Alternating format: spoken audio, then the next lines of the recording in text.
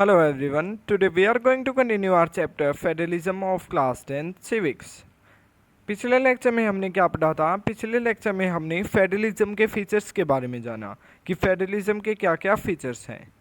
उसके बाद में आज हम पढ़ेंगे ऑब्जेक्टिव्स ऑफ फेडरलिज्म। फेडरलिज्म के क्या क्या ऑब्जेक्टिव्स हैं? तो फेडरलिज्म के ऑब्जेक्टिव्स हैं, पहला रहेगा हमारा to safeguard and promote the unity of the country. क्या होता है कि पहला ऑब्जेक्टिव रहता है फेडरलिज्म का कि कंट्री की यूनिटी को बनाए रखे और ज़्यादा बढ़ाए। एकता की जो भावना होती है कंट्री के पीपल में, उस एकता की भावना को और ज़्यादा बढ़ाए। उसके बाद में हमारा जो सेकंड ऑब्जेक्टिव रहेगा टू अकोमोडेट रीजनल डाइवर्सिटी। इसका क्या मीनिंग हुआ टू अकोमोडेट रीजनल डाइवर्सिटी? इसका मतलब हम समझते हैं इंडिया के एग्जाम्पल को लेकर। इंडिया में हमें पता है कि अलग अलग कल्चर के लोग रहते हैं, अलग अलग कल्चर के लोग रहते हैं, तो इससे क्या होता है कि कॉन्फ्लिक्ट होने के चांसेस ज़्यादा क्रिएट हो जाते हैं। तो यहाँ पे फेडरलिज्म क्या करेगा? फेडरलिज्म उस कॉन्फ्लिक्ट के चांसेस को ख़त्म करता है और एकता रखता है। अब हमने ऊपर पढ़ा था कि एकता की भावना को क्रिएट करेगा, उसी के साथ में जो कन्फ्लिक्ट होते हैं जितने भी डाइवर्सिटी है इंडिया में, उस कन्फ्लिक्ट को भी फेडरलिज्म ख़त्म करता है। कैसे ख़त्म करता है? अब इसमें भी क्या रहेगा कि जो डाइवर्सिटी है, अलग अलग कल्चर के लोग हैं, उनको कुछ पावर दे दी जाती है और इसी के साथ में जो स्टेट लेवल पर जो हमारी स्टेट गवर्नमेंट होती है, वो भी इस सभी को देखती है, निगरानी रखती है कि कोई भी एक कल्चर जो मेजर कल्चर है एक एरिया का, वो दूसरे माइनर कल्चर पे कुछ भी डोमिनेट नहीं कर रहा, उसको दबदबा नहीं बना रहा अपना, या फिर कुछ भी उसके साथ गलत नहीं कर रहा। तो इसके बाद में हमारा नेक्स्ट टॉपिक है आज का कि two crucial aspect of an ideal federalism. Ideal federalism के दो क्रूशियल एस्पेक्ट क्या रहेंगे? आइडल फेडरलिज्म के दो क्रूशियल एस्पेक्ट हैं। पहला रहेगा हमारा government at different level should agree to some rules of power sharing. Government जो कि डिफरेंट लेवल की गवर्नमेंट्स होती हैं, उनको कुछ रूल्स एंड रेगुलेशन मानने चाहिए पावर शेयरिंग के। अब इससे क्या होगा, ताकि जो कन्फ्लिक्ट क्रिएट होता है डिफरेंट लेवल्स में गवर्नमेंट की, वो कन्फ्लिक्ट क्रिएट ना हो। इसके बाद में जो सेकंड एस्पेक्ट रहेगा, क्रूशियल इंपॉर्टेंट एस्पेक्ट रहेगा आइडल फेडरलिज्म के लिए, वो है trust and agreement to live together must be there.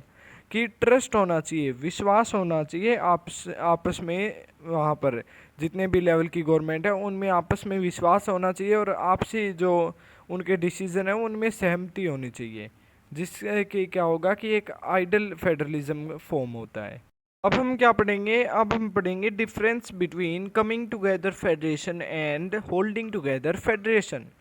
तो अगर दोनों का ओवरव्यू लिया जाए तो कमिंग टुगेदर में क्या होता है कि स्टेट्स खुद आते हैं और एक कंट्री फॉर्म करते हैं। मान लो ये स्टेट है, ये स्टेट है और ये चार स्टेट्स हैं। ये एक बार के लिए पावरफुल नहीं है, लेकिन अब ये क्या करते हैं कि खुद पावरफुल होना चाहते हैं। इससे क्या करते हैं, पावरफुल कैसे होंगे? ये यूनाइट हो जाते हैं और ये चारों स्टेट मिलकर ये एक कंट्री क्रिएट कर देते हैं। लेकिन जो होल्डिंग टुगेदर होता है, इसमें क्या होता है कि एक लार्ज कंट्री होती है जिसमें कि पार्ट्स में डिवाइड कर दिया जाता है, कॉन्स्टिट्यूशनल यूनिट्स में या फिर स्टेट्स में डिवाइड कर लेती है खुद को, ताकि जितनी भी डाइवर्सिटी उसमें हो उसका डाइवर्सिटी को पर ध्यान दिया जा सके, या फिर हम कह सकते हैं कि टू अकोमोडेट रीजनल डाइवर्सिटी। तो ये यहाँ पे क्या होगा कि स्टेट्स में फॉर्म कर लिया और यहाँ पे स्टेट्स फॉर्म करेंगे एक कंट्री को। तो अब हम रीड करते हैं कमिंग टुगेदर फेडरेशन को और होल्डिंग टुगेदर फेडरेशन को। कमिंग टुगेदर फेडरेशन का क्या है कि independent states coming together on their own to form bigger unit. ये हमने पढ़ा कि इंडिपेंडेंट स्टेट्स होते हैं, वो आते हैं आपस में बातचीत करते हैं और एक बड़ी यूनिट बनाते हैं। बड़ी यूनिट यानी कि एक कंट्री क्रिएट करते हैं स्टेट्स मिलकर। इसका एग्जाम्पल भी हम साथ में पढ़ लेते हैं, जैसे कि यूएसए, स्विट्ज़रलैंड एंड ऑस्ट्रेलिया। तो यूएसए का एग्जाम्पल लेते हैं हम। यूएसए में क्या है कि पहले यूएसए एक अकेली कंट्री, ये यूएसए शुरुआत से ही कंट्री नहीं है, इसमें 50 स्टेट्स थे। अब ये 50 स्टेट्स जो थे यूएसए के, इन्होंने क्या किया कि पहले ये इतने ज़्यादा पावरफुल नहीं थे, ये सभी यूनाइट हुए और इन्होंने क्या किया कि यूनाइटेड स्टेट ऑफ अमेरिका यानी कि यूएसए को क्रिएट किया। जो कि यूएसए जो कंट्री है उसको क्रिएट किया और जिससे की वजह से कि आज यूएसए इतनी ज़्यादा पावरफुल है। ये यूएसए क्या है कि ये सभी स्टेट्स मिलकर ही यूएसए बनी है। और तभी क्या है कि स्टेट्स आए हैं खुद की मर्ज़ी से और यूनाइट हुए हैं एक कंट्री बनाने के लिए। तो ये एग्जांपल रहेगा कमिंग टुगेदर फेडरेशन का। इसके बाद में होल्डिंग टुगेदर फेडरेशन में क्या रहेगा कि large country decides to divide power between constitutional unit and centre. अब क्या होता है कि होल्डिंग टुगेदर में होता है कि लार्ज कंट्रीज़ होती हैं वो डिसाइड करती है अपनी पावर को डिवाइड करने की, कि स्टेट्स में डिवाइड कर देती है, कॉन्स्टिट्यूशनल यूनिट्स में डिवाइड कर देती है और सेंट्रल गवर्नमेंट बना देती है। इसका एग्जांपल क्या रहेगा? इसका एग्जांपल रहेगा इंडिया, स्पेन एंड बेल्जियम। तो अगर हम यहाँ पे इंडिया का एग्जांपल लें तो क्या होगा कि इंडिया में बहुत ज़्यादा डाइवर्सिटी थी और ये होल्डिंग टुगेदर फेडरेशन था कि इतने जो कल्चर के लोग थे वो अपना अलग अलग कंट्री मांग रहे थे। अब अलग अलग कंट्री के अलग अलग उनके कल्चर क्या कह रहे थे कि हमें अलग पावर्स चाहिए। तो इन्होंने क्या किया कि अलग अलग बेसिस पे, लैंग्वेज की बेस पे और अलग कास्ट वगैरह की बेस पे क्या किया कि इन्होंने स्टेट्स डिवाइड कर दिए अपनी कंट्री में। स्टेट्स डिवाइड कर दिए जिससे कि क्या हो गया कि ये होल्डिंग फेडरेशन, इसमें इन्होंने उनको अलग कंट्री नहीं बनाने दी, इन्होंने उनको स्टेट्स दे दिए कि इस जो लिंग्विस्टिक ग्रुप कह सकते हैं हम, लैंग्वेजेस के बेस पे क्या किया कि स्टेट्स को डिवाइड कर दिया गया ताकि अलग कंट्री ना बने, इंडिया एक कंट्री रहे लेकिन उसमें स्टेट्स डिवाइड कर दिए, पावर को डिवाइड कर दिया। उसके बाद में जो कमिंग टुगेदर का सेकंड पॉइंट रहेगा कि increase security by pooling sovereignty and retaining identity.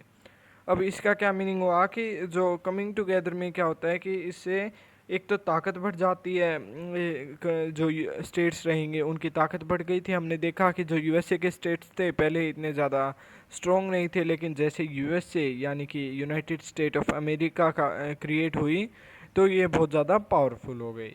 और इसी के साथ में क्या है कि ये अपनी पहचान भी रखते हैं। इसी के साथ में ये सिर्फ यूएसए क्रिएट नहीं होगी, अभी भी जो स्टेट्स हैं वहाँ पे उनकी एक अलग पहचान है। और ये इसमें क्या होता है कि सवर्जिनिटी का मीनिंग क्या होता है? यहाँ पे एक सवर्जिनिटी वर्ड आया है, यानी कि यहाँ पे जितने भी स्टेट्स हैं, स्टेट के जितने भी पीपल हैं वो अपने डिसीजन इंडिपेंडेंटली खुद ले सकते हैं। यहाँ पे सभी राज करते हैं आपस में मिलजुल कर। इसके बाद में होल्डिंग टुगेदर का सेकंड पॉइंट रहेगा centre is more powerful vice versa the state. यहाँ पे सेंटर जो गवर्नमेंट है, सेंट्रल गवर्नमेंट है, वो ज़्यादा पावरफुल रहती है स्टेट गवर्नमेंट से। अब इसमें क्या था कि इसमें सभी इंडिपेंडेंट है डिसीजन लेने के लिए, सभी इक्वल पावर होती है। यहाँ पे सेंट्रल गवर्नमेंट ज़्यादा पावरफुल होती है और स्टेट गवर्नमेंट कम पावरफुल। उसके बाद में हमारा जो थर्ड पॉइंट रहेगा वो है all constituent states have equal power. Coming together में क्या होता है कि वो खुद की मर्जी से आए हुए होते हैं तो सभी के पास इक्वल पावर होती है। लेकिन होल्डिंग टुगेदर में क्या होता है कि कुछ constituents unit of federation have unequal power, कि कुछ स्टेट के पास थोड़ी ज़्यादा पावर होती है और कुछ के पास कुछ कम पावर होती है। अब ऐसा क्यों है, अनइक्वल पावर क्यों होती है? अगर हम इंडिया का एग्जांपल लें तो अनइक्वल पावर इसलिए होती है क्योंकि कुछ स्टेट्स क्या होते हैं कि लेस डेवलप्ड होते हैं, उनको डेवलप्ड स्टेट्स में लाने के लिए क्या होता है कि कुछ स्पेशल पावर दी जाती है, जिसकी वजह से जिन स्टेट्स को स्पेशल पावर दी जाती है उन स्टेट को भी स्पेशल स्टेट कहा जाता है। इसके एग्जांपल क्या रहेंगे? इंडिया में हिमाचल प्रदेश, मणिपुर, सिक्किम, नागालैंड, ये क्या है, इनको कुछ स्पेशल पावर दी गई है। और इनसे भी छोटे जो स्टेट बन ही नहीं सकते हैं उन्हें क्या कर दिया जाता है कि यूनियन टेरिटरीज बना दी जाती है, जैसे कि दिल्ली है। इसके बाद में क्या है कि एक इम्पोर्टेंट पॉइंट रहेगा यहाँ पे कि कश्मीर जो है, कश्मीर को भी पहले स्पेशल पावर्स दी गई थी, स्पेशल स्टेट माना जाता था। लेकिन अब जो आर्टिकल 370 है उसको ख़त्म कर दिया गया है, जिसकी वजह से क्या है कि कश्मीर को एक कॉमन स्टेट मान लिया गया है। अब क्या है कि कोई स्पेशल पावर नहीं है कश्मीर के पास में। उसके बाद में हमारा जो फोर्थ पॉइंट था ये हमने पहले ही देख लिया कि एग्जांपल है USA, Switzerland and Australia coming together के, और होल्डिंग टुगेदर के रहेंगे इंडिया, स्पेन एंड बेल्जियम। तो अब हमने जो कमिंग टुगेदर फेडरेशन और होल्डिंग टुगेदर फेडरेशन है इन दोनों के बीच में जो डिफरेंस है वो कंप्लीट कर लिया है। इसके बाद में हमारा जो अगला टॉपिक है वो है कि what makes India A federal country, क्या क्या चीज़ें हैं जो कि इंडिया को एक फेडरल कंट्री बनाते हैं। तो हम इस टॉपिक को शुरू करने से पहले उस टाइम के बारे में बात करेंगे जब हमारा कॉन्स्टिट्यूशन क्रिएट हो रहा था। उस टाइम क्या था कि जब हमारा कॉन्स्टिट्यूशन क्रिएट हो रहा था तो हमने पार्टीशन सफ़र किया था। इंडिया और पाकिस्तान अलग हुए थे, जिससे क्या हुआ कि कॉन्स्टिट्यूशन बनाने वालों के मन में एक डर हो गया था कि अगर हम स्टेट्स को ज़्यादा पावर देंगे तो कहीं वो एक अलग अपनी कंट्री बनाने की कोशिश ना करें, वो एक अलग कंट्री की डिमांड ना करें। और इसी के साथ में जो कॉन्स्टिट्यूशन बनाने वाले थे उन्होंने सोच रखा था कि इंडिया को एक फेडरल कंट्री भी बनाना है। तो अब इसके लिए उन्होंने क्या किया कि इंडिया को फेडरल कंट्री भी बनाया, और इसी के साथ में और स्टेट्स भी डिवाइड, और जो स्टेट्स थे वो अलग कंट्रीज़ में भी डिवाइड नहीं हुए। तो वही अब हम पढ़ने वाले हैं कि उन्होंने ऐसा क्या किया था।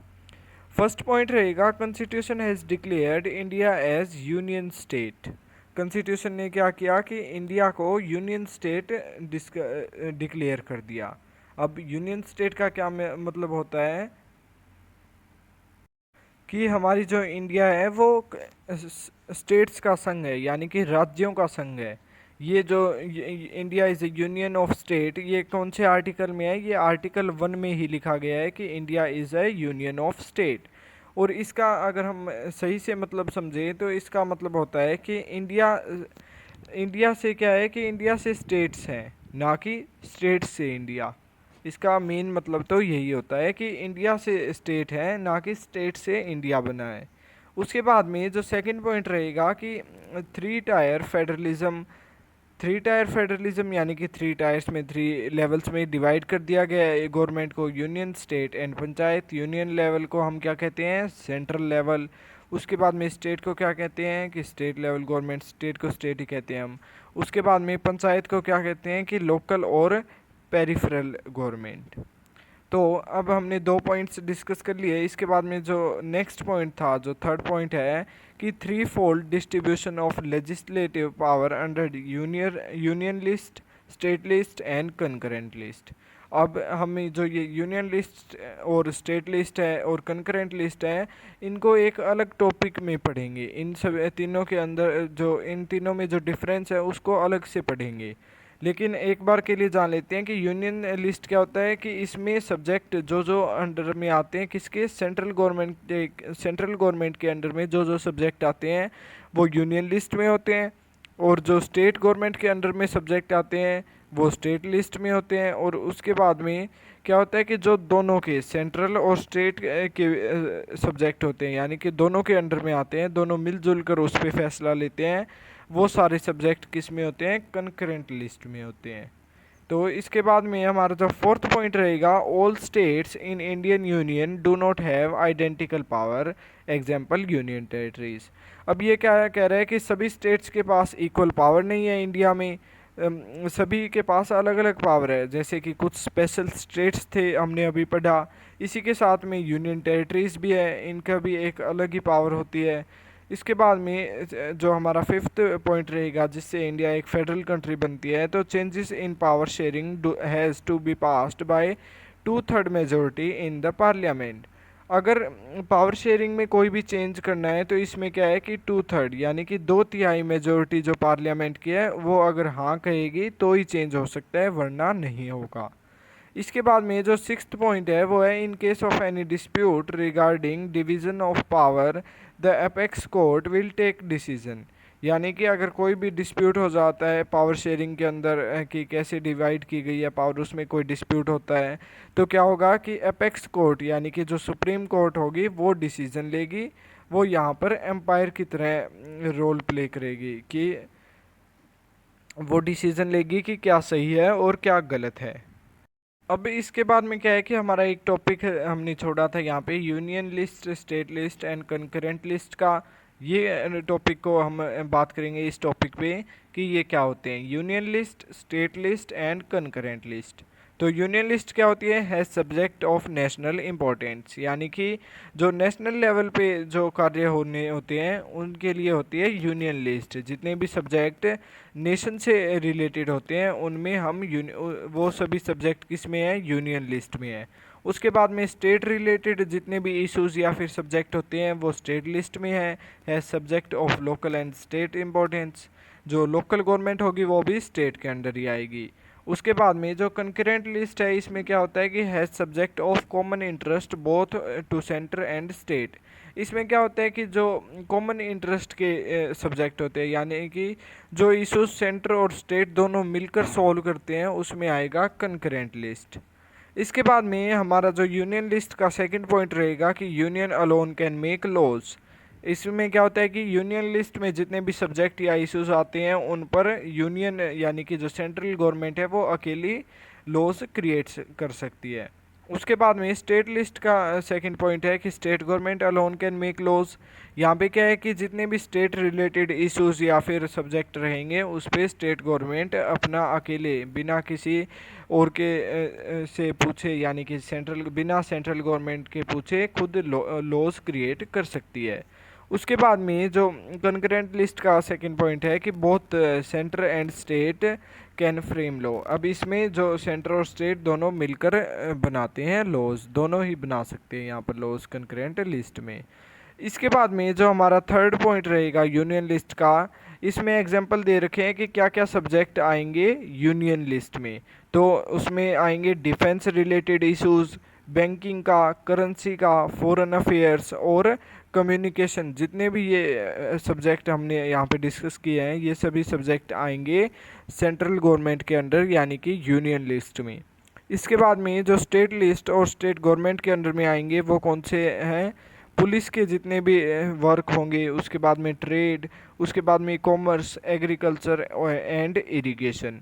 ये सभी इरिगेशन, एग्रीकल्चर, कॉमर्स, पुलिस क्या होगा ये अंडर में आएंगे स्टेट गवर्नमेंट के। यहाँ पे स्टेट गवर्नमेंट में पुलिस होता है तो यूनियन यानी कि जो सेंट्रल गवर्नमेंट में क्या होता है पुलिस की जगह यहाँ पे होती है आर्मी। और उसके बाद में जो कंकरेंट लिस्ट के अंडर में जो जो सब्जेक्ट या फिर इश्यूज हैं वो कौन से हैं, education, forest, trade union, marriage, adoption and succession. तो ये जो education, forest, trade union, marriage ये सभी सब्जेक्ट क्या रहेंगे, ये दोनों मिलकर लेते हैं यानी कि स्टेट गवर्नमेंट और जो सेंट्रल गवर्नमेंट होती है ये दोनों मिलकर क्या करते हैं कि इस पे डिसीजन लेते हैं, अलग अलग लॉज क्रिएट करते हैं और ये दोनों ही इस पे लॉ क्रिएट कर सकते हैं, कोई बाउंडेशन नहीं होती यहाँ पे। तो हमने बात कर ली है कि जो यूनियन लिस्ट, स्टेट लिस्ट और कंकरेंट लिस्ट क्या होती है। इसके बाद में एक और लिस्ट होती है जो कि होती है रेजिडुअरी लिस्ट। रेजिडुअरी लिस्ट क्या होती है, इसमें जितने भी सब्जेक्ट जो कि इन कंकरेंट लिस्ट या फिर यूनियन और स्टेट लिस्ट में नहीं आए हैं, जिनको बाद में बनाया गया है, वो सभी जो सब्जेक्ट होते हैं वो किसके अंडर में आते हैं, रेजिडुअरी पावर्स के अंदर में। रेजिडुअरी पावर्स कहते हैं हम उसे, या फिर रेजिडुअरी लिस्ट के अंदर आते हैं। तो इसमें क्या रहेगा कि are subject which do not fall under these of the three list. यानी कि जो थ्री लिस्ट हमने डिस्कस की कौन सी, यूनियन, स्टेट एंड जो तीसरी थी कंकरेंट लिस्ट, इन तीनों के अंडर में नहीं आते हैं। तो उनका क्या होगा कि वो सभी सब्जेक्ट किसके अंडर में आएंगे या फिर किसके अंदर आएंगे, रेजिडरी पावर्स कहते हैं हम उन्हें, रेजिडरी लिस्ट के अंदर मिलेंगे। और उसके बाद में जो हमारा सेकंड पॉइंट है कि union government alone has the power to make laws, example computer software. और जो रेजिडरी पावर होती है इसमें क्या होता है कि सिर्फ सेंट्रल गवर्नमेंट के पास पावर होती है लॉज क्रिएट करने की इन पर। इसका एग्जांपल क्या रहेगा कि कंप्यूटर सॉफ्टवेयर है तो इन पर कोई भी लॉज क्रिएट करने हो तो वहाँ पर सेंट्रल गवर्नमेंट अकेली ही लॉ क्रिएट करेगी, वहाँ पर स्टेट गवर्नमेंट का कोई रोल नहीं होता। So that's all for today. We will continue our chapter in our next lecture. So thank you and have a nice day.